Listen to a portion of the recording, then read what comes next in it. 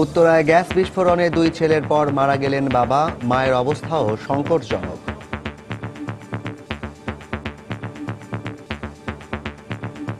হাসনালে পুরাতে inhalation বার এবং খুবই critical. একমাত্র আমরা আমাদের চেষ্টা করব, বাকিটা উপরওয়ালা জানেন কি হবে। সঠিকভাবে চুলা বন্ধ না করায় দুর্ঘটনা, জানালো তিতাস। শুধু গ্রাহক সচেতনতার কথা বলে দায় এড়ানো যাবে না, মন্তব্য বিশেষজ্ঞদের। বেশিরভাগ মত যেটা আমরা পেয়েছি সেটা হলো যে চুলাটাই সঠিকভাবে বন্ধ করা ছিল না। এটা যদি খোলাই থাকে তাহলেও যাতে মানুষ অ্যাক্সিডেন্টে না পড়ে সেই চিন্তা আমাদের করতে হবে। দেখছিলেন প্রধান শিরোনাম। সন্ধ্যার সময় সঙ্গে আছি আমি কামরুজ্জামান মামুন এবং আমি জাফর সাদিক। এবারে অন্যান্য শীর্ষ সংবাদ। রাজধানীর কিছু এলাকায় ওয়াসার পানিতে ময়লা ও দুর্গন্ধ, বাসিন্দাদের দুর্ভোগ চরমে, স্থায়ী সমাধানের আশ্বাস কর্তৃপক্ষের। পঞ্চগড়ে পুরোহিত হত্যার প্রতিবাদে দেশের বিভিন্ন স্থানে মানববন্ধন। ধর্মের অপব্যাখ্যা দিয়ে জঙ্গিরা মুসলিম দেশগুলোতে প্রবেশের চেষ্টা চালাচ্ছে অভিমত বিশ্লেষকদের। সমাজের বিভিন্ন স্তরে নারীর অংশগ্রহণ নিশ্চিত করেছে আওয়ামী লীগ সরকার, বললেন প্রধানমন্ত্রী। মহিলা সমিতির নবনির্মিত কমপ্লেক্সের উদ্বোধন। শিগগিরই নতুন কমিটি পাচ্ছে ঢাকা মহানগর আওয়ামী লীগ। দলের দুঃসময়ে অবদান রাখা কর্মীরাই প্রাধান্য পাবেন, জানালেন দায়িত্বপ্রাপ্তরা। এবং মিরপুরে এশিয়া কাপে চিরপ্রতিদ্বন্দ্বী ভারত পাকিস্তানের মহারণ শুরু আর কিছুক্ষণের মধ্যে। আফ্রিদির দলের বিপক্ষে টস জিতে ফিল্ডিংয়ের সিদ্ধান্ত ধোনিদের।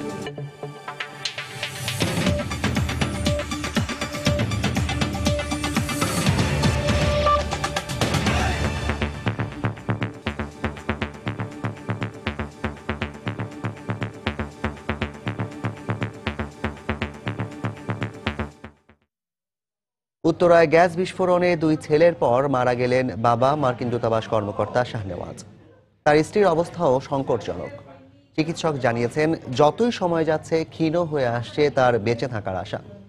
এদিকে সকাল থেকে হাসপাতালে দেখতে ভিড় করেন স্বজনরা। বিস্তারিত জানাচ্ছেন ফেরদৌস লিপি।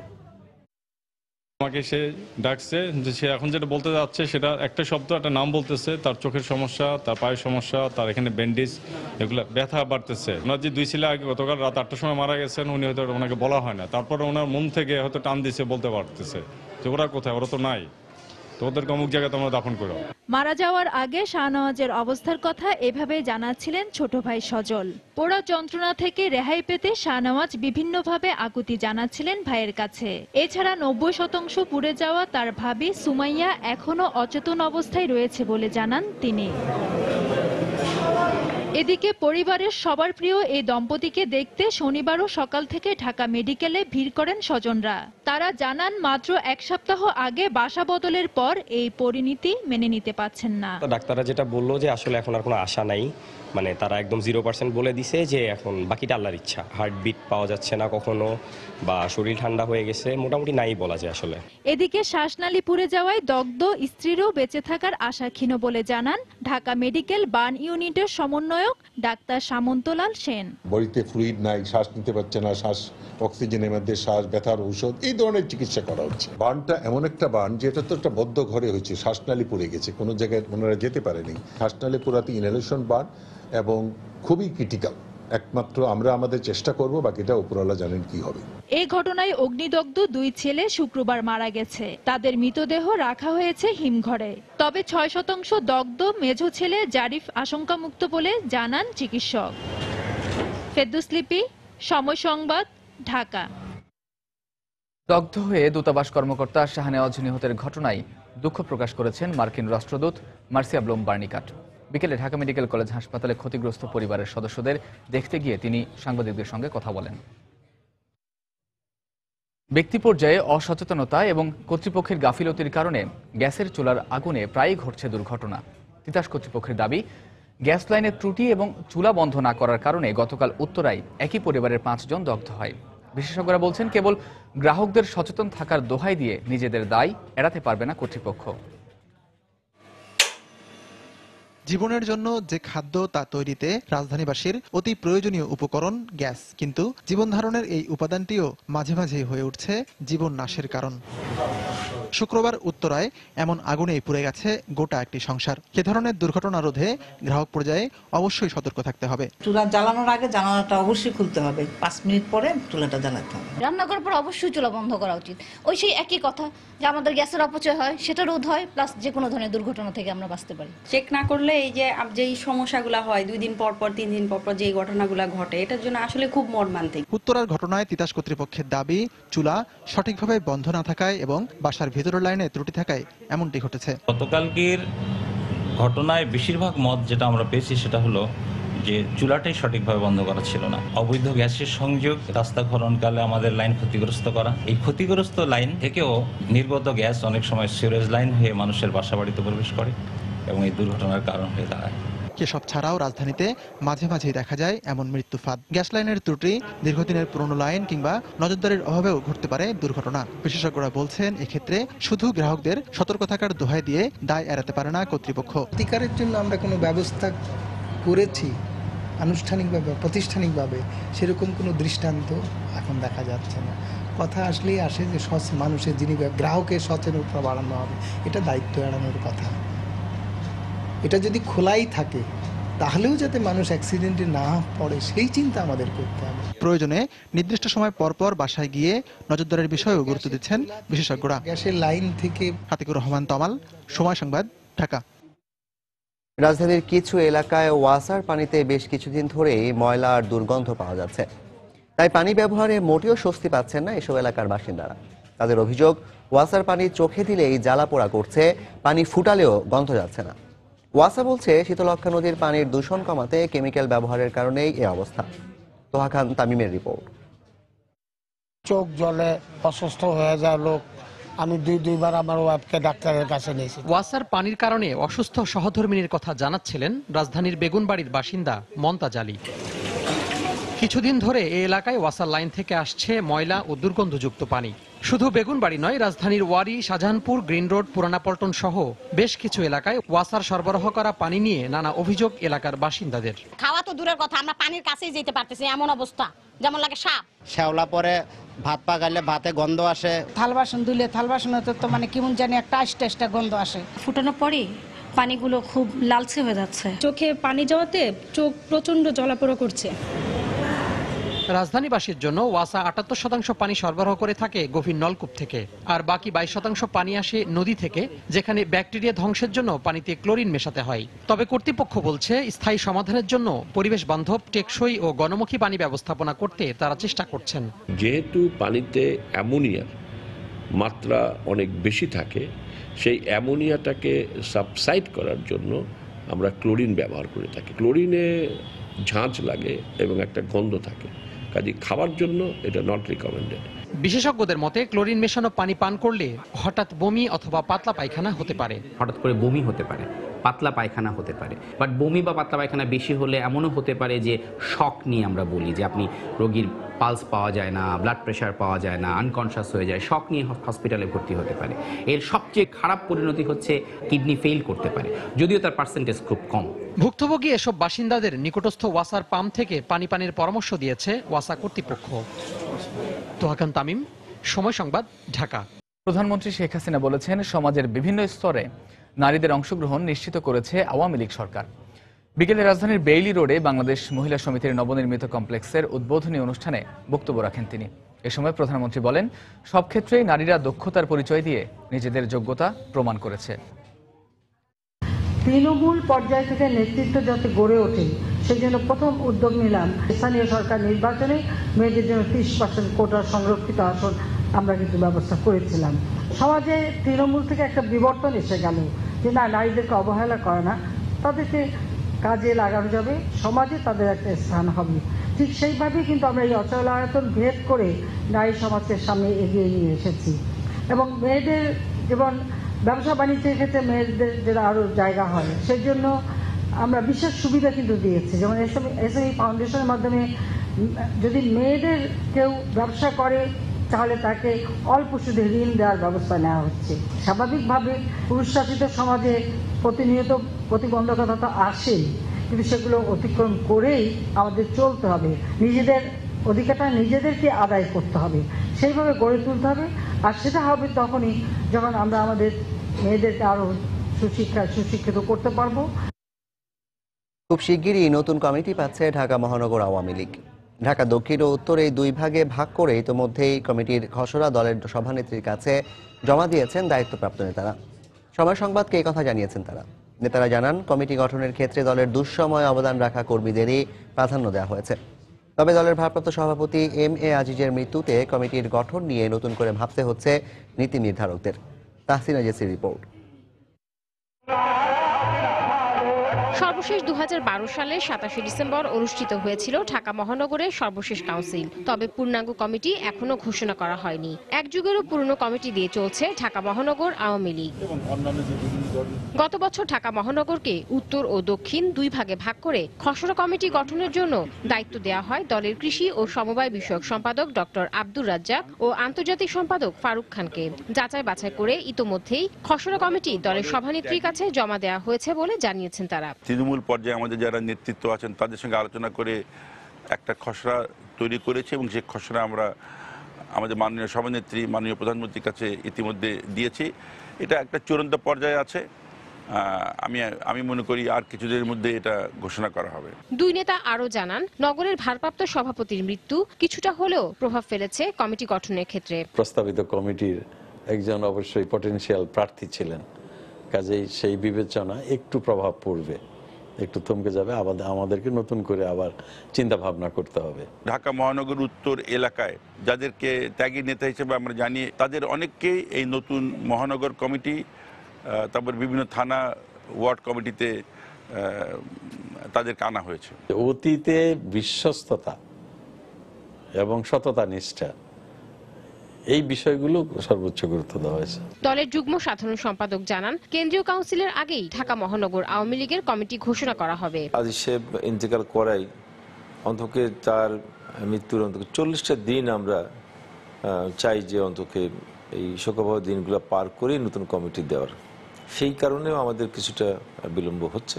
এরই মধ্যে মহানগরের অধীন সকল থানা, ইউনিয়ন ও ওয়ার্ড কমিটির কাউন্সিল সম্পন্ন হয়েছে বলে জানিয়েছেন আওয়ামী লীগ নেতারা। তাহসিনা জেসি, সময় সংবাদ, ঢাকা। সন্ধ্যার সময় আরো থাকছে অমর একুশে গ্রন্থমেলার শেষ শিশু প্রহরে ক্ষুদে পাঠকদের ভিড়। পছন্দের শীর্ষে সায়েন্স ফিকশন, ভূতের গল্পের বই। পঞ্চগড়ের দেবীগঞ্জে পুরোহিত হত্যার মূল হোতাসহ গ্রেফতার 3 জেএমবি সদস্যের 18 দিন করে রিমান্ড মঞ্জুর করেছেন আদালত। দুপুরে সিনিয়র জুডিশিয়াল ম্যাজিস্ট্রেট আদালতের বিচারক মুরজিয়া খাতুন এই আদেশ দেন। সকালে গ্রেফতার 3 জনকে আদালতে হাজির করে 2 মামলায় 20 দিন করে রিমান্ড আবেদন করে পুলিশ। পরে প্রত্যেককে 18 দিন করে রিমান্ডের আদেশ দেন বিচারক। বৃহস্পতিবার গভীর রাতে দেবীগঞ্জ উপজেলার বিভিন্ন স্থানে অভিযান চালিয়ে হত্যাকাণ্ডের মূল হোতাসহ 3 জেএমবি সদস্যকে আটক করে পুলিশ। একই সঙ্গে হত্যাকাণ্ডে ব্যবহৃত চাপাতি, ছুরি ও 2টি বিদেশি পিস্তলও জব্দ করা হয়।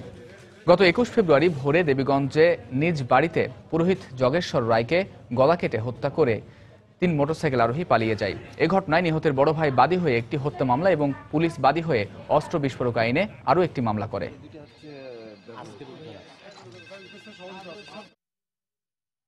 এদিকে পঞ্চগড়ে পুরোহিত হত্যা ও দেশের বিভিন্ন এলাকায় সংখ্যালঘুদের ওপর হামলার প্রতিবাদে বিভিন্ন স্থানে মানববন্ধন করেছে হিন্দু, বৌদ্ধ, খ্রিস্টান ঐক্য পরিষদ সহ বিভিন্ন সংগঠন।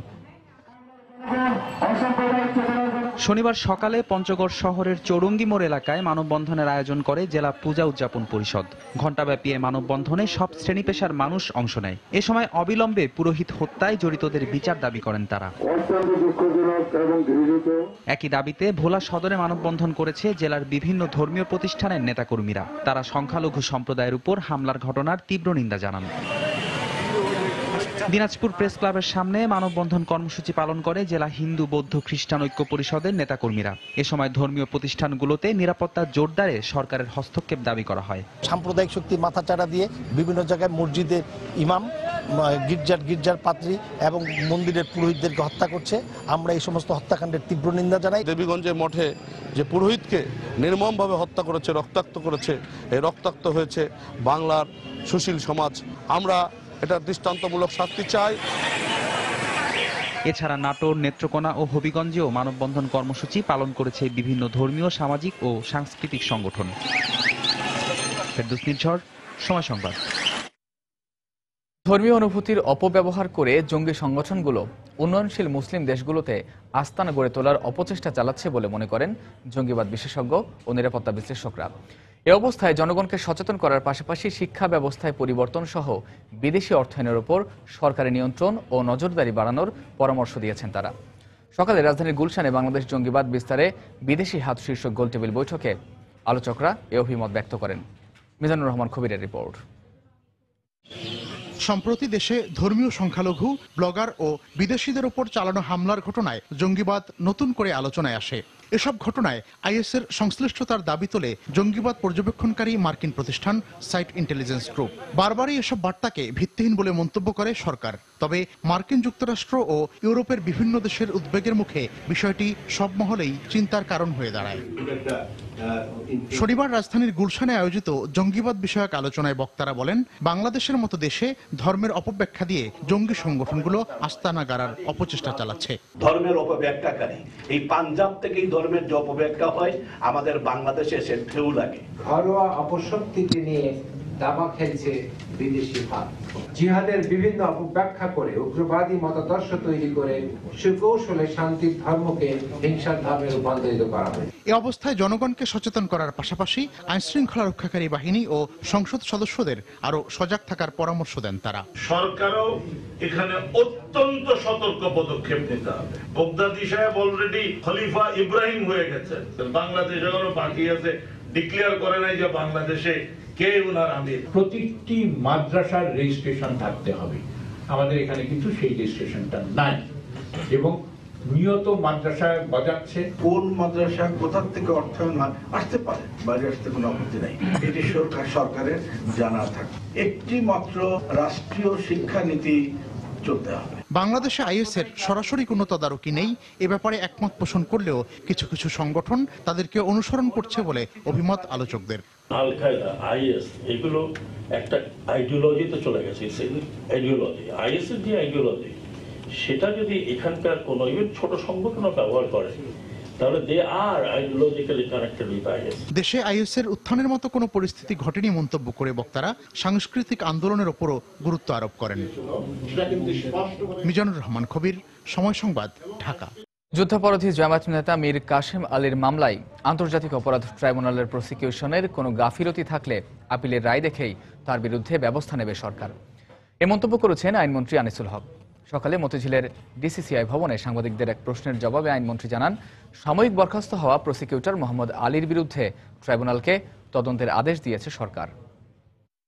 আমার জন্য যেটা করণীয় হবে যে মাননীয় প্রধান বিচারপতি কি কি বিষয়ে এবং কেন এই কথা বলেছেন সেটা সম্পূর্ণভাবে জানার, এবং আমি বিশ্বাস করি যে আগামীতে যেই রায় আসছে সেটা নিশ্চয়ই তিনি এটা পয়েন্ট আউট করে দেবেন। আমি সম্পূর্ণ জিনিস জানার পরে একটা প্রতিকার করার জন্য ব্যবস্থা গ্রহণ করব। যেহেতু একটা অভিযোগ উঠেছে, ওনাকে কিন্তু আমরা সাময়িকভাবে বরখাস্ত করেছি এবং আমরা অলরেডি তদন্তের একটা আদেশ দিয়েছি।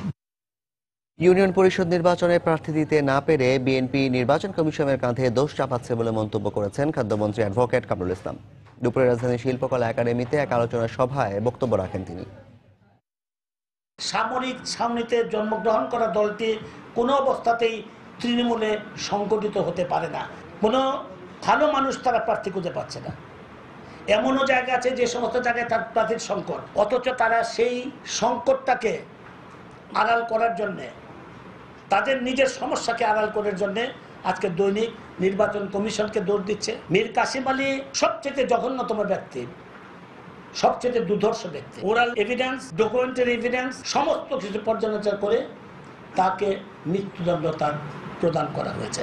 আমাদের সবার প্রত্যাশা, বাংলাদেশের সকলের প্রত্যাশা, এই দুর্ধর্ষ যুদ্ধাপরাধীর ট্রাইব্যুনাল যে রায় দিয়েছে সেই রায় ইনশাআল্লাহ আপিলের ডিভিশনে বহাল থাকবে। জাতীয় কাউন্সিলের পর সরকার পতনের আন্দোলনে নামার প্রস্তুতি নিচ্ছে বিএনপি। সকালে জাতীয় প্রেস ক্লাবে এক আলোচনা সভায় এই তথ্য জানান দলটির ভাইস চেয়ারম্যান হাফিজউদ্দিন আহমেদ। এ সময় দলের নেতাকর্মীদের পদবীর লোভ ছেড়ে সংগঠিত হওয়ার আহ্বান জানান তিনি। বেগম খালেদা জিয়ার নেতৃত্বে আগামী দিনে এই কাউন্সিলের পরে আমরা মাঠে নামতে চাই। অনেক তুচ্ছ তাচ্ছিল্য করা হচ্ছে যে বিএনপি কোনো দল নাই, মাঠে নামার ক্ষমতা নাই, এদের কোমরে জোর নাই। আমরা যারা এখানে আছি আমরা কোনো পদ পদবীর লোভে না গিয়ে আমরা ইনশাআল্লাহ আগামী দিনে মাঠে নামতে চাই দেশের স্বার্থে, জনগণের স্বার্থে, বাংলাদেশের উন্নতির স্বার্থে। এই ফ্যাসিস্ট সরকারকে আমরা ক্ষমতার মঞ্চ থেকে বিদায় করতে চাই।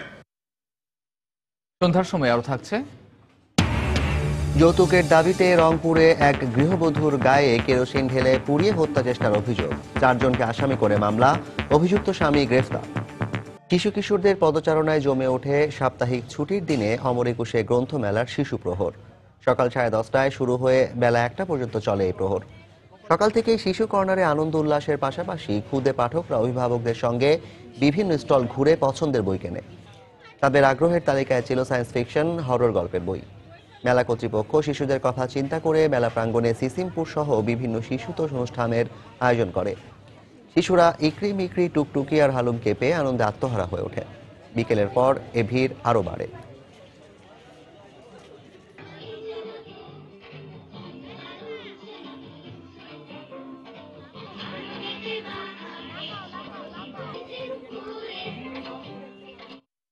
জাদু শেখার বই একটা, আর 2-3টা বিজ্ঞান শেখার বই।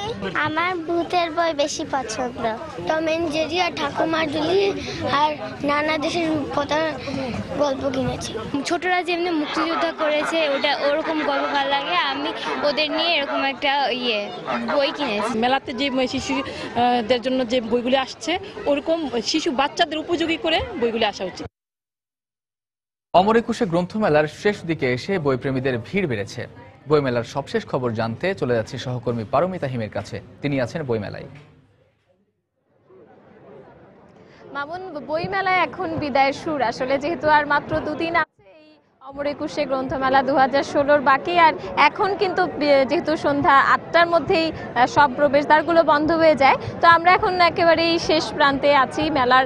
এবং আমরা দেখছি যে আজকে সারা দিন এখানে সকাল থেকে যে ভিড়টা ছিল সেটা এখন কিছুটা হালকা হয়ে এসেছে, কারণ আসলে ছোটরা বেশি এসেছে, আজকে শিশুরা এসেছে এবং তারা কিন্তু বেশ ক্লান্ত হয়ে গেছে। বিশেষ করে বিকেলবেলা যারা এসেছিল দেখেছি আমরা এখানে যে স্টলগুলো ছিল। আজকে কিন্তু শিশুতোষ যে প্রকাশনাগুলো আছে সেই প্রকাশনা সংস্থাগুলো বলছে যে তারা যেমন আশা করেছিল তেমন তাদের আশা প্রত্যাশা তাদের পূরণ হয়েছে, তাদের তেমনই বেচা বিক্রি হয়েছে, ভালো বেচা বিক্রি হয়েছে।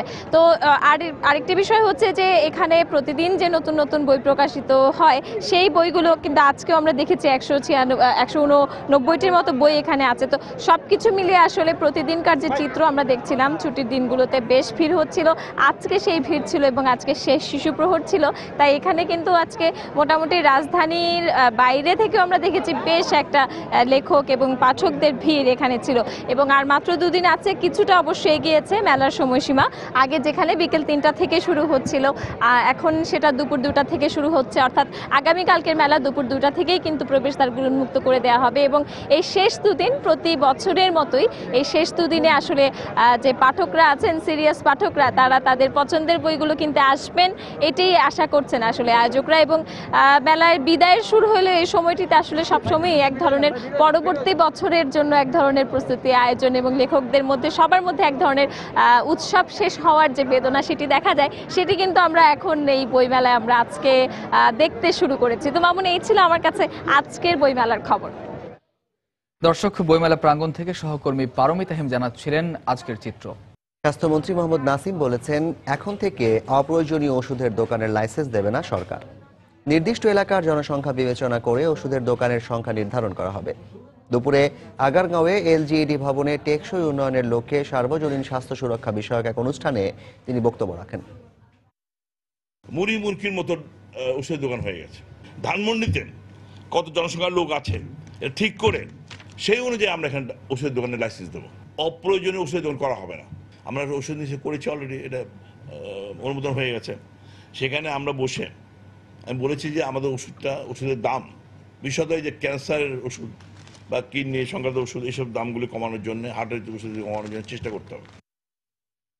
কুমিল্লায় তালাবদ্ধ ঘর থেকে 2 শিশুর লাশ উদ্ধার করেছে পুলিশ। স্বজনদের অভিযোগ, পারিবারিক কলহের জের ধরে সৎ ভাইয়ের হাতে খুন হয়েছে এই 2 শিশু। পুলিশ জানায়, কুমিল্লা সিটি কর্পোরেশনের 19 নম্বর ওয়ার্ডের ঢুলিপাড়া দক্ষিণ রসুলপুর এলাকা থেকে 2 সহোদরের লাশ উদ্ধার করা হয়। তাদের গলায় ফাঁসের দাগ রয়েছে। স্বজনদের অভিযোগ, নিহত জয় ও মনিরের বাবা আব্দুল কালামের 2 সংসার নিয়ে দীর্ঘদিন ধরে কলহ চলছিল। এরই জের ধরে প্রথম সংসারের ছেলে ছোটন এই 2 জনকে হত্যা করেছে। মোবাইল আমার দিয়েছে, আমি নয়নপুর বাগড়া ছিলাম, আব্বু আমার মারিয়া ভিটা বার করে দিছে, জয়মনির ভিতরে তালা মারছে, মারিয়া ভাইয়া কই জানি গেছে গিয়া। শিশু হত্যার দ্রুত বিচার চাই, দ্রুত আইনে এর বিচার করা হোক। তালা খুলে এখানে ভিতরে প্রবেশ করা হয়, 2 বাচ্চাকে মৃত অবস্থায় পাওয়া যায়। দ্বিতীয় ঘরের 2 সন্তান বাচ্চা, যেহেতু গলায় দাগ আছে আমরা এটাকে হত্যা বলেই এখন ধারণা করছি। প্রথম ঘরের 3 মেয়ে এবং 1 ছেলে। তো এদের ভিতর থেকে এরকম তথ্য আসছে যে কেউ হয়তো বা এদের ভিতর থেকে মারতে পারে কিংবা অন্য কেউ হতে পারে। এটা আমরা যাচাই বাছাই সাপেক্ষে, বাকি এখানে কে প্রিন্সিপাল অ্যাকিউজড কারা সহযোগী, আমরা বাকিটা তদন্ত সাপেক্ষে বের হয়ে আসবো। রংপুরে তাহমিনা বেগম নামে এক গৃহবধূর গায়ে আগুন ধরিয়ে স্বামী ও শাশুড়ির বিরুদ্ধে হত্যা চেষ্টার অভিযোগ উঠেছে। আশঙ্কাজনক অবস্থায় তাকে রংপুর মেডিকেলে ভর্তি করা হয়েছে। শুক্রবার ভোরে পীরগাছা উপজেলার চৌধুরানী দাদন গ্রামে এ ঘটনা ঘটে। পুলিশ ও নির্যাতিত স্বজনরা জানান, দীর্ঘদিন ধরে স্বামী আব্দুল মান্নান স্ত্রী তাহমিনা বেগমের কাছে যৌতুকের দাবি করে আসছিল। এরই জের ধরে শুক্রবার গভীর রাতে গৃহবধূ তাহমিনার গায়ে কেরোসিন ঢেলে আগুন ধরিয়ে দেওয়া হয়। তাহমিনার চিৎকারে প্রতিবেশীরা তাকে উদ্ধার করে হাসপাতালে ভর্তি করে। এ ঘটনায় গৃহবধূর ভাই মোস্তফা হোসেন বাদী হয়ে স্বামী ও শাশুড়ি সহ 4 জনকে আসামি করে পীরগাছা থানায় মামলা করেছেন। গৃহবধূর স্বামী অভিযুক্ত আব্দুল মান্নানকে গ্রেফতার করেছে পুলিশ। সে কুপার কেরোসিন ছিল গায়ে ছিটা মাইরা আগুনটা ওই কুপারে আগুনটা ঢাল মারছে গায়ে, তখন বকাত করে আগুন ধরে গেছে গায়ে। পুরার যে ডেপনেস, এইটা দিয়ে আমরা পেশেন্টকে অনেক আশঙ্কা জনকই বলতে পারি। তারপর আমরা চেষ্টা চলছে আমাদের, আমরা আসলে সর্বাত্মক চেষ্টা করছি, দেখা যাক রেজাল্টটা কি আসে। আত্মচিৎকারে এলাকাবাসী এসে ভিকটিমকে উদ্ধার করে এবং পুলিশকে খবর দেয়। তাৎক্ষণিকভাবে ভিকটিমকে রংপুর মেডিকেল কলেজে শুক্রবার ভোর 3:30 ভর্তি করা হয় এবং পুলিশ তাৎক্ষণিকভাবে খবর পেয়ে আসামি আব্দুল মান্নানকে গ্রেপ্তার করতে সক্ষম হয়। গাইবান্ধায় এক স্কুলের প্রধান শিক্ষকের বিরুদ্ধে ছাত্রীকে যৌন হয়রানির অভিযোগ উঠেছে। দুপুরে এ ঘটনায় বিদ্যালয়ে ভাঙচুর করে বিক্ষুব্ধ এলাকাবাসী।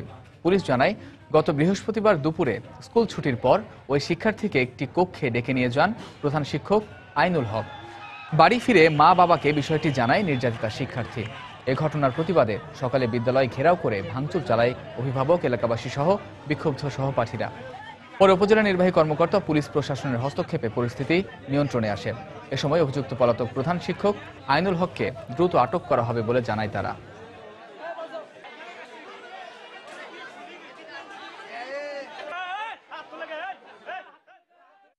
হেডমাস্টার আইনাল হক উনি ইতিপূর্বেও এরকম ওনার বাচ্চাদের সঙ্গে শ্লীলতাহানির ঘটনা ঘটেছে, যার আমরা বিচারের জন্য আমরা স্কুল কমিটির কর্তৃপক্ষের কাছে বিচার দিছি, কিন্তু কোনো বিচারের কোনো কার্যকারিতা আমরা পাই নাই। প্রধান শিক্ষক যে ন্যাক্কারজনক ঘটনাটি ঘটিয়েছেন বলে আমরা জেনেছি, এটি অত্যন্ত নিন্দনীয়। উনি পলাতক রয়েছেন, ওনাকে পাওয়া মাত্রই আমরা তাকে আইনের আওতায় এনে তার উপযুক্ত এবং দৃষ্টান্তমূলক শাস্তির ব্যবস্থা করব।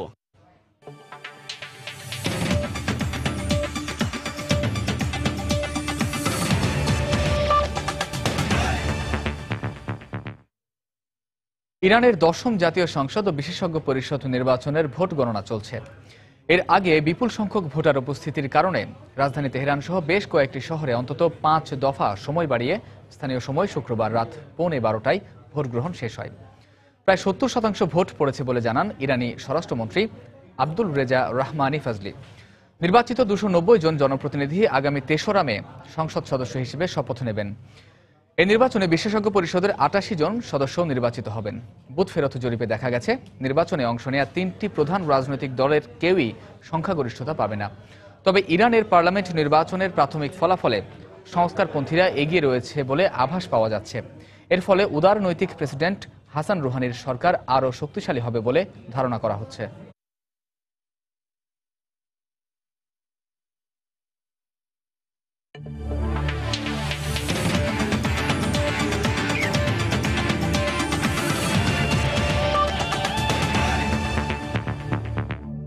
এশিয়া কাপের খবর। চিরপ্রতিদ্বন্দ্বী ভারত পাকিস্তানের মহারণ মঞ্চায়ন হচ্ছে মিরপুরের শেরি বাংলা স্টেডিয়ামে। আসরের সবচেয়ে হাই ভোল্টেজ ম্যাচে পাকিস্তানের বিপক্ষে টস জিতে বোলিংয়ের সিদ্ধান্ত নিয়েছে ভারত। শেষ খবর পাওয়া পর্যন্ত আফ্রিদিদের সংগ্রহ 1 উইকেটে 18 রান। রুদ্ধশ্বাস এই ম্যাচে শুরুতেই কাভারে বাউন্ডারি হাঁকিয়ে দারুণ কিছুর ইঙ্গিত দেন পাকিস্তানের মোহাম্মদ হাফিজ, কিন্তু পরের বলেই আশিস নেহরার বাউন্সে বোকা বনে ধোনির হাতে ক্যাচ দিয়ে ফেরেন প্যাভিলিয়নে। তবে এরপর উইকেটে আগলে রেখে রান তোলার গতিতে প্রাণ সঞ্চার করছেন সাজিল খান ও খুররম মঞ্জুর। ভারতের সেরা একাদশে এসেছে একটি পরিবর্তন, শিখর ধাওয়ানের জায়গায় নেওয়া হয়েছে আজিঙ্কা রাহানেকে। অন্যদিকে ভারত 3 জন পেসার নিয়ে দল নির্বাচন করলেও পাকিস্তানের সেরা একাদশে রাখা হয়েছে 4 জন পেসার।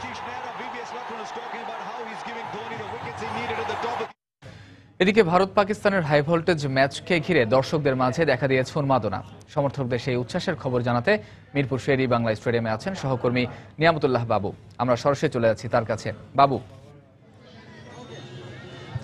দর্শক আপনারা জানেন যে আজকে কিন্তু ভারত এবং পাকিস্তান এশিয়ার দুই মহাপরাশক্তি এবং বিশ্ব ক্রিকেটের যদি হিসেব করি তারাও কিন্তু সেই দুই মহাপরাশক্তি আজকে মিরপুরের শের-ই বাংলা স্টেডিয়ামে মুখোমুখি হচ্ছে পরস্পরের।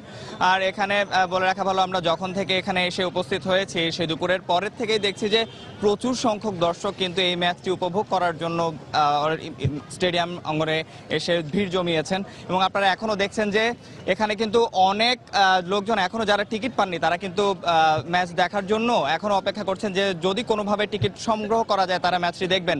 আর আপনারা জানেন যে এরই মধ্যে কিন্তু ভারত টসে জিতে ফিল্ডিং এর সিদ্ধান্ত নিয়েছে এবং পাকিস্তানকে ব্যাটিং এ পাঠিয়েছে এবং তারা সেখানে কিন্তু ভারতের যে বোলিং লাইন আপ সেই বোলিং লাইন আপটি দিয়ে কিন্তু তারা ইতিমধ্যেই প্রথম ওভারেই হাফিজের উইকেটটি তুলে নিয়েছে, যেখানে পরবর্তীতে শারজিল এবং খুররম বর্তমানে ব্যাটিং করছেন এই ভারতের বোলারদের এগেইনস্টে। আর এখানে আরেকটি কথা বলে রাখা ভালো যে আর আপনারা আরেকটু জানিয়ে রাখি যে কিছুক্ষণ আগে আসলে আরেকটি উইকেট পড়ে গিয়েছে। তো এখানে আরেকটি কথা বলে রাখা ভালো যে বাংলাদেশে কিন্তু টানা বেশ কয়েকটি টুর্নামেন্ট, আন্তর্জাতিক টুর্নামেন্ট আয়োজন, বেশ কয়েকটি বড় বড় টুর্নামেন্ট কিন্তু এখানে অনুষ্ঠিত হয়েছে। আর এখানে আপনারা এটাও জানেন যে ভারত এবং পাকিস্তান কিন্তু বেশ লম্বা সময় ধরে পারস্পরিক যেই দ্বিপাক্ষিক যে সিরিজ তারা কিন্তু সেটি খেলছে না। তো এটা বাংলাদেশের জন্য একটা বড় সুযোগ, যেহেতু আগামী বেশ কয়েকটি ক্রিকেটীয় ক্যালেন্ডারে কিন্তু বাংলাদেশে বড় কোনো টুর্নামেন্টের আয়োজন হওয়ার সম্ভাবনা তেমন একটা কিন্তু নেই, এখন পর্যন্ত কোনো সম্ভাবনা নেই। তো বাংলাদেশ, আমরা এখানে দেখেছি যে বাংলাদেশ এবং বাংলাদেশের দর্শকরা ছাড়াও ভারত এবং পাকিস্তানের প্রচুর দর্শক কিন্তু উপস্থিত হয়েছেন। তারা অনেকেই আমাদেরকে জানিয়েছেন ভারত এবং পাকিস্তানের যারা সমর্থক আছেন, যারা দেশের বাইরে থেকে এসেছেন শুধুমাত্র এই ম্যাচটি দেখার জন্য, তাদের নিজ নিজ দেশ থেকে এখানে এসে উপস্থিত হয়েছেন। তারা প্রতিবারই একই কথা বলছে যে আমরা আসলে এই ক্রিকেটের মাধ্যমে তারা দুই দেশের যে সম্পর্কটা সেটা কিন্তু ভালো করতে চাচ্ছে, তাদের মধ্যকার যে সম্পর্ক সেটা আরো সুদৃঢ় করতে চাচ্ছে। আর আপনাদেরকে আরেকটি কথা জানিয়ে রাখি, এখানে ভারত এবং পাকিস্তানের মধ্যে যে ম্যাচটি অনুষ্ঠিত হচ্ছে সেটি কিন্তু গতকালকেও বেশ আমরা কিছু অভিযোগ পেয়েছিলাম টিকিট নিয়ে। তো আজকেও দেখা যাচ্ছে যে অনেকেই অভিযোগ করেছিলেন আমাদের কাছে ব্ল্যাক মার্কেটে টিকিটের ব্যাপারটিতে। তো তারপরও সবার প্রত্যাশা যে এই ম্যাচটি দেখবেন এবং উপভোগ করবেন, এখানে কোনো আসলে স্নায়ু চাপের কাজ করছে না তারা। বাবু, পরবর্তীতে আমরা আরো তথ্য জেনে নেব আপনার কাছ থেকে এই ম্যাচ সম্বন্ধে। দর্শক, মিরপুর থেকে যোগ দিয়েছিলেন সহকর্মী নিয়ামতুল্লাহ বাবু, জানাচ্ছিলেন ভারত পাকিস্তান ম্যাচের সবশেষ খবর। সন্ধ্যার সময় এই পর্যায়ে শীর্ষ সংবাদ জানিয়ে দিচ্ছি আরো একবার। উত্তরায় গ্যাস বিস্ফোরণে 2 ছেলের পর মারা গেলেন বাবা, মায়ের অবস্থাও সংকটজনক। সঠিকভাবে চুলা বন্ধ না করায় দুর্ঘটনা, জানালো তিতাস।